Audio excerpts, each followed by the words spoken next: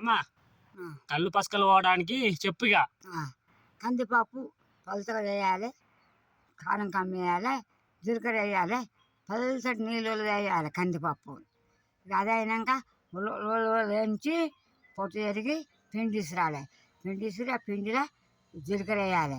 జీలకర్ర వేసి ఉడుకుడుకున్నవాళ్ళు ఆ పిండి వేసుకొని తినాలి. మొత్తం అంత కారం కలిపి. ఇంకేమైనా తినచ్చా? ఉమ్. పచ్చాలని పట్టుడా?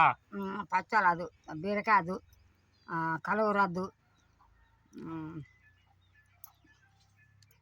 ఇంకేం తినమంటావు మరి పచ్చలు అయితే?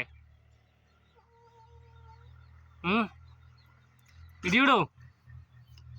నేను యాడ్ చేసుకొని తాత తెచ్చి మిరపకాయలు ఎండబెట్టాలి. ఏమో రసాలు పూసుకోమంటే చెట్ల రసాలు. చెట్ల అది ఆంట చెట్టు, చెన్నంగ చెట్టు, ఆంట చెట్టు, దులుకుడు చెట్టు కావాలి బిడ్డ. ఇంత కావాలి. ఆకు ఆకు ఆకు ఆకు తెచ్చి మొత్తం నూరాలి.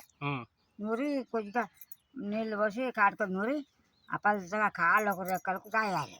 కాసి ఈ కొడుకులలో ఒక బొట్టు పోయాలి, ఈ చెవులు వేయాలి.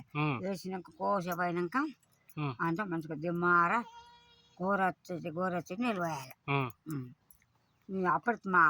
అప్పటిదప్పుడు అంత కొట్టుకపోతుంది.